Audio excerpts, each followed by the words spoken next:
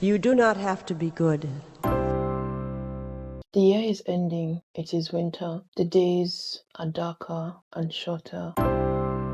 You do not have to walk on your knees for 100 miles through the desert repenting. I took a glimpse of my vision board for 2025. A glimpse because I'm very much aware that if I took a proper look at it, my disappointment might swallow me whole. You do not have to be good. I know there are no rules to anything and one can do whatever, whenever, but it's almost impossible to not notice how very quickly time flies. You only have to let the soft animal of your body love what it loves. I am oscillating between giving myself grace for the things that I wanted to do but didn't, and being grateful for the few things that I did do while hoping to do better in the coming year. Tell me about despair, yours, and I will tell you mine. Despite it all, I must forgive myself.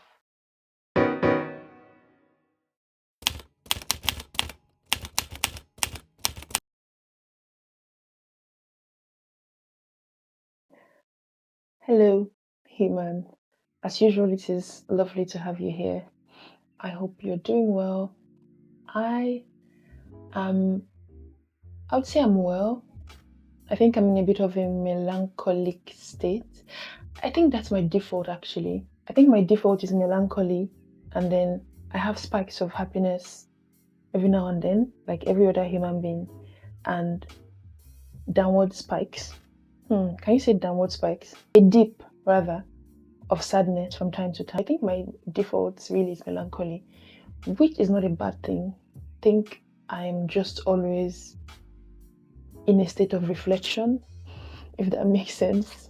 But anyway, I'd say I'm well. The past weeks of December has been an interesting one, because I have been reflecting on the year and the fact that it's coming to an end, and trying to see where I'm at mentally, emotionally, physically, and all of that. Like I said, I have been trying to just forgive myself for the things that I couldn't do. So I would talk about the good, the bad, and maybe some of the things that I wanted to do and failed to do. I might not be able to talk about all of them specifically because I'm also very, I think anyone who has watched my YouTube channel for a long time would know that I only talk about things when they are already done. I don't really talk about things before I do them, on YouTube, that is. So I would see the things I would be comfortable sharing and the ones that I wouldn't be. So yeah, I think towards the end of last year, I was thinking maybe 2025 will be a year where I will change jobs, where I will move to a different city, because I just felt like it was time for that.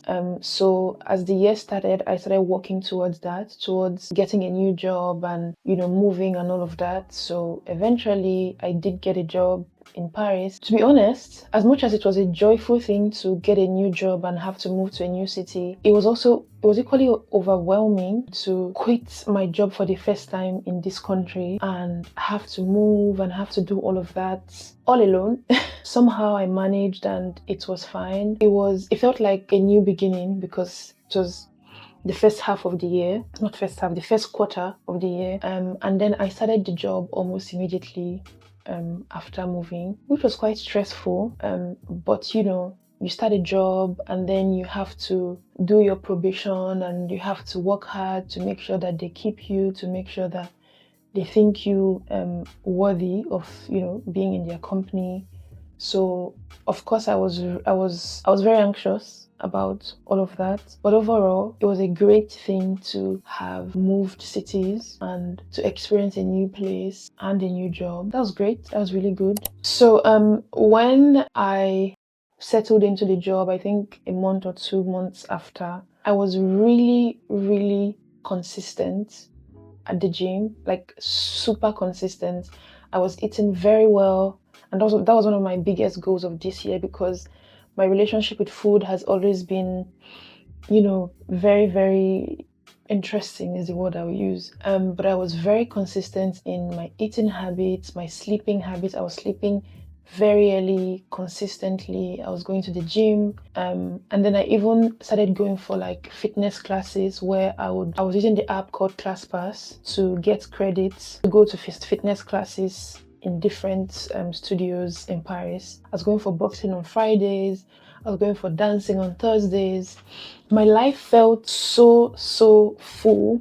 Health-wise, I felt amazing. I felt so, I think I was just really happy with how I was taking care of myself. That was also translating into how focused I was at work, because when I'm sleeping well, eating well, doing everything that I want to do, that means when I'm at work, I'm giving 100%, because I don't feel shit about myself. So that was consistent throughout the first quarter, the second quarter, and I think things started going downhill from the third quarter. I think that's like after August. But before then, I had my birthday. I turned 27 in June, and I was alone, but I still had a lovely time. I had people who loved me, who sent me money for things that I wanted to do.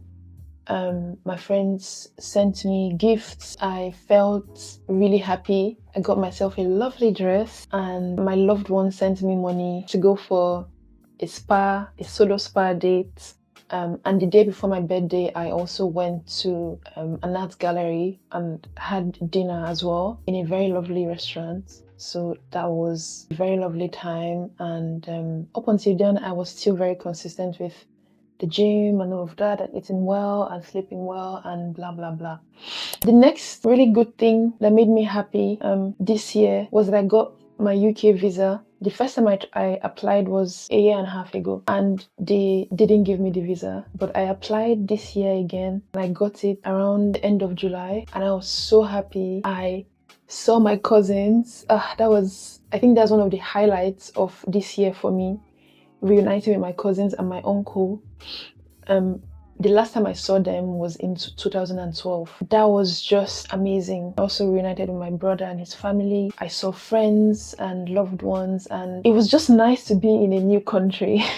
And then I eventually went to Edinburgh, Scotland, and I think that was my favorite trip this year. Really, I really enjoyed being in that city, and I've been really hoping to go back there. And by the way, it is that trip that inspired me to start reading Harry Potter, because I saw that J.K. Rowling started writing the book in Edinburgh, and I think also the castles there were just like very Hogwarts-esque, and I was like, okay, I think it's time for me to start reading Harry Potter. And that has been an amazing adventure for me. I've read 3 of the books. I'm now in book 4, and I've also watched 3 of the films, and waiting to finish book 4 so I can then watch the part 4 of the movies. I think I think that's all the good things that happened this year. Like the major things, obviously being alive and being able to breathe and being able to eat, having shelter, all of that, they are all great things, and I'm very, very grateful.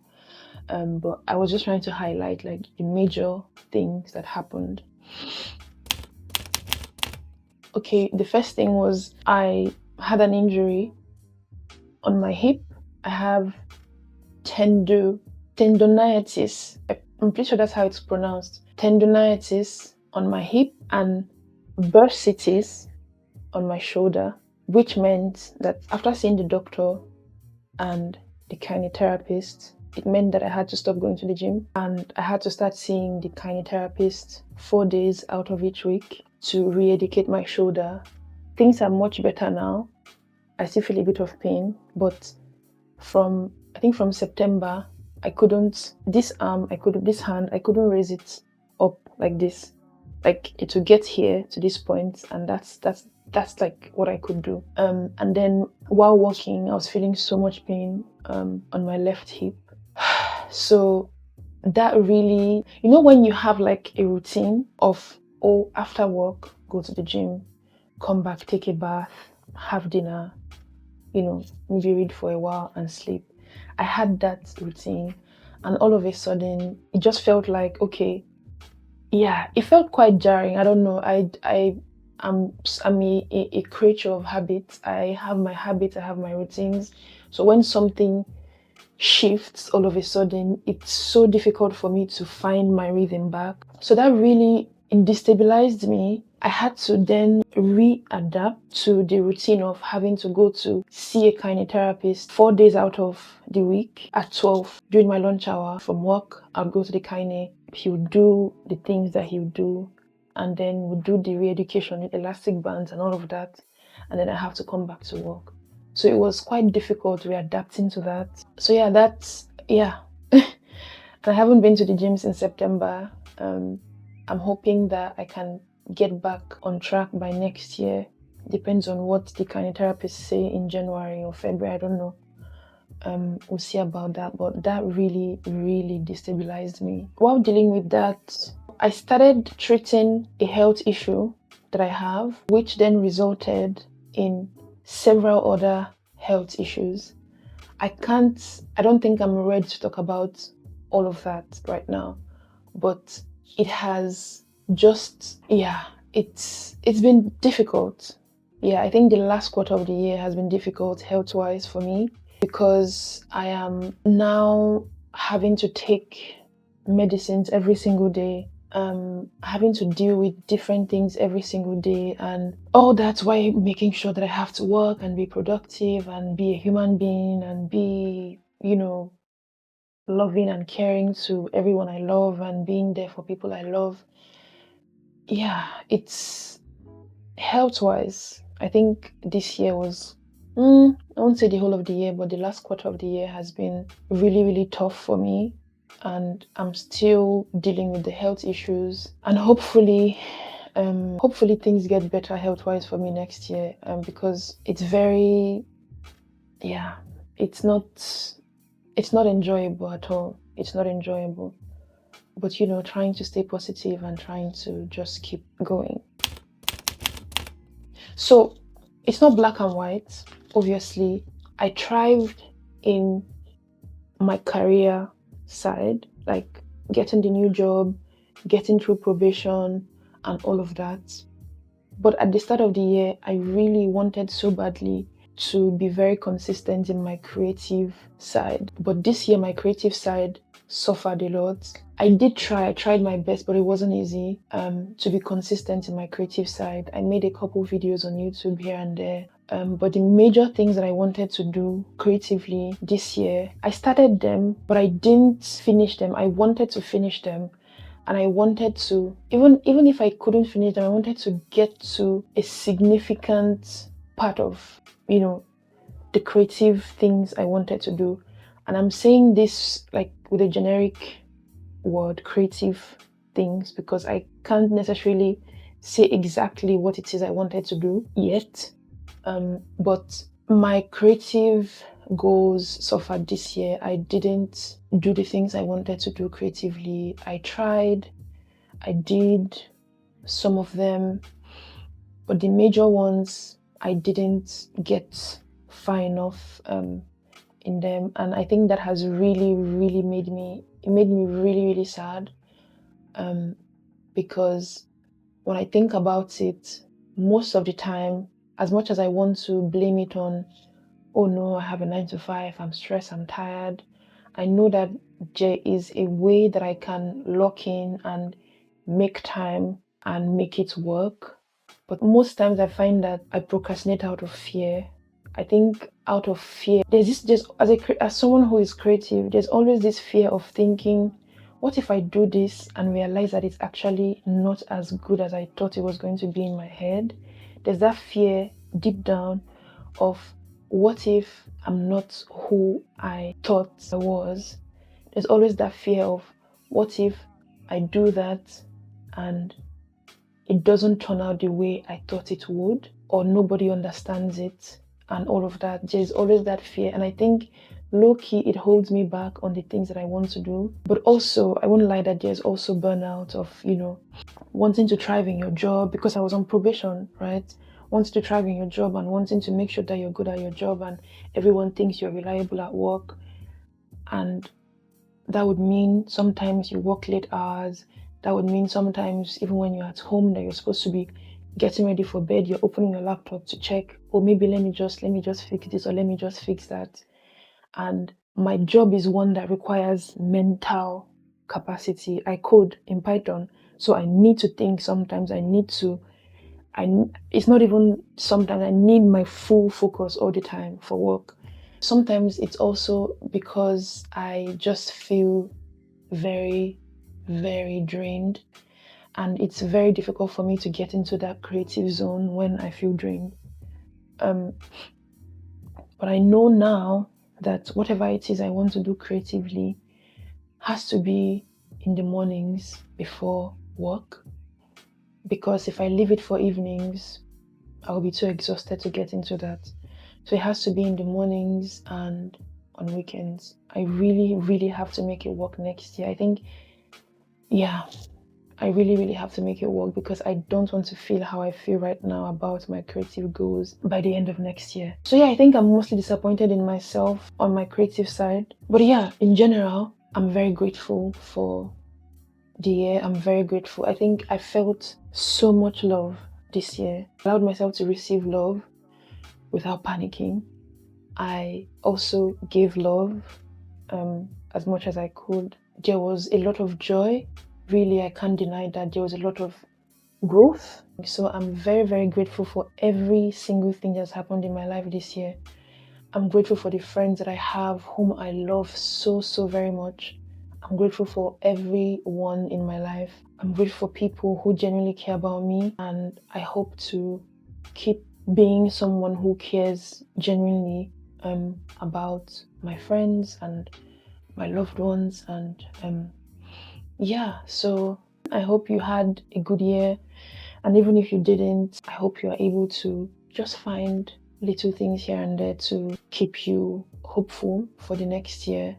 I am trying to keep up the hope. I'm hoping that next year will be a better year for me and for all of us. Thank you to every one of you who watch my channel. My YouTube channel means a whole lot to me. It's my YouTube channel is my baby that I've been taking care of for like 4 years now, even though I've not been so consistent. But I'm really, really grateful for all the people who watch my videos and who comment and who just keep watching my videos. Really, I'm very, very grateful. It means a whole lot to me, and I'm hoping to be consistent the coming year. And yeah, I wish you a Merry Christmas and a prosperous New Year. I hope you find all the things you're looking for, and I hope joy will know your name this coming year and forever. Thank you, and I shall see you on my next video. Bye.